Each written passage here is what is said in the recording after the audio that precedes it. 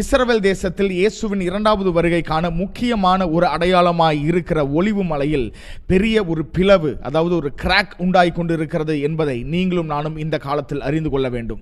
இந்த ஒலிவு மலையை குறித்து அநேக தீர்க்க தரிசனங்களும் அநேக காரியங்களும் பழைய ஏற்பாட்டிலும் ஏன் புதிய ஏற்பாட்டிலும் இயேசுவின் காலகட்டத்திலும் எழுதப்பட்டிருக்கிறது என்பதை நீங்களும் நானும் புரிந்து கொண்டால் இந்த ஒலிவு மலை எவ்வளவு முக்கியமான ஒரு மலை என்பதை நீங்களும் நானும் புரிந்து கொள்ளலாம். இந்த ஒலிவு மலையில் ஒரு பிளவு, ஒரு கிராக் உண்டாகுது அப்படின்னா அது எதற்கு அடையாளமாய் இருக்கிறது என்பதை வேதத்தை புரட்டி பார்க்க வேண்டிய ஒரு உன்னதமான ஒரு கடமை உங்களுடையதும் என்னுடையதுமாய் இருக்கிறது என்பதை புரிந்து கொண்டவர்களாக இந்த பைபிள் ஸ்டடிக்குள்ள நம்ம கடந்து செல்லலாம். பரிசுத்த ஆவியானவர் இந்த ஒலிவு மலையில் நடந்து கொண்டிருக்கிற காரியங்களும் இந்த ஒலிவு மலையின் முக்கியத்துவத்தையும் நமக்கு கற்றுத் தருவாராக.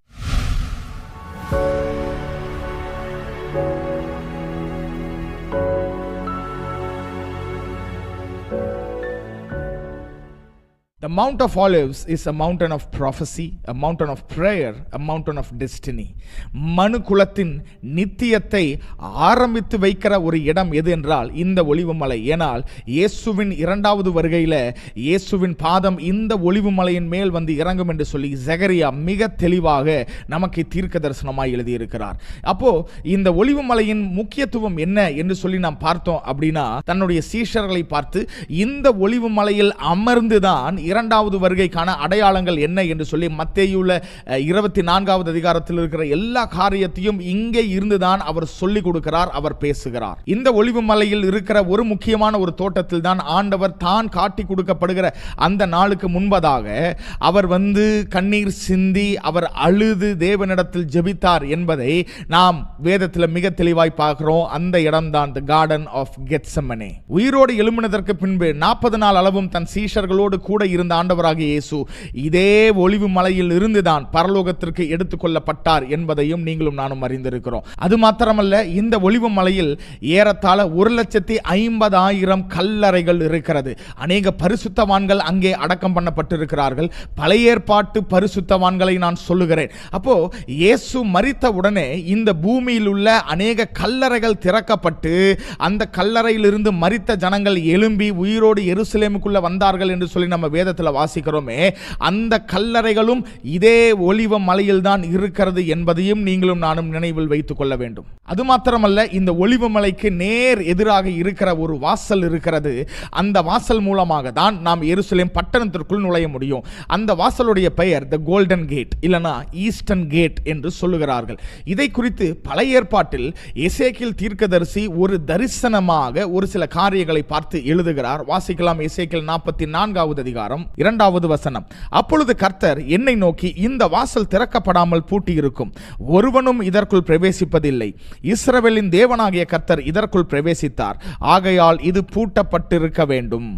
இஸ்ரவேலின் தேவனாகிய கர்த்தர் இதற்குள் பிரவேசித்தார் என்று சொல்லி தரிசனத்தில் எசேக்கியேல் எழுதி வைக்கிறார். அப்போ இந்த தரிசனம் எப்பொழுது நிறைவேறினது என்றால், இயேசுவின் முதலாவது வருகையில் கழுதையின் மேல் ஆண்டவராகிய இயேசு பவனியாக வரும்பொழுது அநேக ஜனங்கள் தங்கள் துணிகளை விரித்து குருத்தோலைகளை ஆட்டி இயேசுவை எருசலேம் பட்டணத்திற்குள் அவர்கள் வெல்கம் பண்ணும் பொழுது இயேசு இந்த ஈஸ்டர்ன் கேட் என்று அழைக்கப்படுகிற இந்த வாசல் மூலமாக தான் எருசலேமுக்குள் பிரவேசித்தார். ஆனால் அந்நாளிலிருந்து இன்றைக்கு வரைக்கும் இந்த ஈஸ்டர்ன் கேட் என்று அழைக்கப்படுகிற வாசல் பூட்டப்பட்டிருக்கிறது. அநேக பெரிய பெரிய கற்களை வைத்து அடைத்து வைத்திருக்கிறார்கள். இன்றைக்கும் நம்ம எருசலேமுக்கு போனா இந்த ஈஸ்டர்ன் கேட் இருக்கிறது. அப்ப இந்த ஈஸ்டர்ன் கேட் மீண்டும் ஒரு நாள் திறக்கப்படும். எப்பொழுது தெரியுமா? இயேசுவின் இரண்டாவது வருகையில் அவருடைய பாதம் இந்த ஒலிவு மலையின் மேல் வந்து இறங்கும். அப்பொழுது ஆண்டவராகிய இயேசு கிறிஸ்து ஒரு கழுதையின் மேல் சாதாரண ஒரு மனிதனாக அல்ல, இந்த பூமி முழுவதையும் ராஜாதி ராஜாவாய் அரசாள போகிற நித்தியமான தேவாதி தேவனாக நம்முடைய ராஜா இந்த எருசலேம் பட்டணத்திற்குள் பிரவேசிப்பதற்காக இந்த ஈஸ்டர்ன் கேட் மீண்டுமாக இந்த வாசல் திறக்கப்படும். அதுவரைக்கும் இந்த ஈஸ்டர்ன் கேட் என்று சொல்லி அழைக்கப்படுகிற இந்த வாசல் மூடிதான் இருக்கும். சோ இந்த ஈஸ்டர்ன் கேட் என்று சொல்லப்படுகிற இந்த வாசல் இன்றைக்கும் இருக்கிறது. எங்கே இருக்கிறது? இந்த ஒலிவ மலைக்கு டைரக்டா ஆப்போசிட்ல இருக்கிறது. அது மாத்திரமல்ல, இயேசுவுக்கு முன் அடையாளமாக இருக்கிற தாவீது ராஜா கூட கூட இதே ஒலிவு மலைக்கு தான் அழுது கொண்டு ஏறினார் என்று 2 சாமுவேல் 15வது அதிகாரம் 30வது வசனத்தில் நம்ம வாசிக்கிறோம். தாவீது தன் முகத்தை மூடி வெறும் காலால் நடந்து அழுது கொண்டு ஒலிவு மலையின் மேல் ஏறி போனான். தாவீதுடைய குமாரனாகிய அப்சலோம் தாவீதை துரத்தி விட்டபடியால், தாவீதை விரட்டி விட்டபடியால் அரண்மனையிலிருந்து வேற வழி இல்லாமல் இந்த ராஜாவாகிய தாவீது இப்பொழுது ஒரு அகதியை போல இந்த ஒலிவு மலையில் வந்து தஞ்சம் அடைகிறார். ஆனால் இதற்கு பிறகு 18, 19வது அதிகாரத்தை நீங்க வாசிச்சு பார்த்தீங்க அப்படின்னா, இதே ஒலிவு மலையிலிருந்து 2வது தடவை இந்த தாவீது ராஜா மீண்டும் எருசலேமுக்குள் வருகிறார். வரும்பொழுது ஒரு அகதியாய் அல்ல, துரத்தப்பட்டவனாக அல்ல, புறக்கணிக்கப்பட்டவனாக அல்ல, ராஜாவாக, சமஸ்த இஸ்ரவேலுக்கும் ராஜாதி ராஜாவாக இந்த தாவீது மீண்டும் எருசலேமுக்குள் பிரவேசிக்கிறான். அதே போலதான் இயேசுவும் இந்த பூமிக்கு முதல் தடவை வரும்பொழுது யூதர்களால் துரத்தப்பட்டார், யூதர்களால் புறக்கணிக்கப்பட்டார், அகதியை போல அவரை சிலுவையில் அறைந்தார்கள். அதே போல நம்முடைய ஆண்டவராகிய இயேசு கிறிஸ்துவும் 2வது முறை இந்த பூமிக்கு வந்து ஒலிவு மலையிலிருந்து எருசலேமுக்குள்ள வரும்பொழுது சாதாரண ஒரு மனிதனாக, புறக்கணிக்கப்பட்டவராக, நிராகரிக்கப்பட்டவராக அல்ல. எப்படி தாவீது ராஜாவாய் எருசலேமுக்குள்ள 2வது விசை வந்தானோ அதே போல அவருடைய குமாரனாய் இருக்கிற நம்முடைய ஆண்டவராகிய இயேசுவும் ஒலிவ மலையிலிருந்து எருசலேமுக்குள்ள பிரவேசிக்கும் போது ராஜாதி ராஜாவாக எருசலேமுக்குள்ள பிரவேசிப்பார் என்பதற்கு அடையாளமாக தான் தாவீதுடைய வாழ்க்கையில அவன் ஒலிவு மலைக்கு ஓடுகிறான். இயேசுவும் 2வது வருகையில ஒலிவ மலையின் மேல் இறங்கி அதற்கு பிறகு இந்த எருசலேம் பட்டணத்திற்குள் பிரவேசிப்பார். மத்தேயு 24:42 வாசிக்கிறோம், உங்கள் ஆண்டவர் இந்நாளிலே வருவார் என்று நீங்கள் அறியாதபடியினால் விழித்திருங்கள். விழித்திருங்கள் அப்படின்னா நடக்கிற காரியத்தை விழித்திருந்து பாருங்கள், நடக்கிற சம்பவங்கள், நடக்கிற அடையாளங்களை விழித்திருந்து பாருங்கள். இத்தனை ஆண்டுகள் இந்த ஒலிவ மலையில் வராத பிளவு இல்லைன்னா அந்த கிராக்ஸ் இந்த காலகட்டத்தில் வருவதற்கு காரணம் என்ன? இயேசுவின் வருகைக்கென்று சொல்லி ஒலிவ மலை ஆயத்தமாகி கொண்டிருக்கிறது. ஆனால் இயேசுவை விசுவாசிக்கிறோம் என்று சொல்லுகிற நீங்களும் நானும் இயேசுவின் வருகைக்காக ஆயத்தமாகிறோமா? இயேசுவின் வருகைக்காக நாம் ஜெபிக்கிறோமா? இயேசுவின் வருகைக்காக நாம் பரிசுத்தமாகி கொண்டிருக்கிறோமா?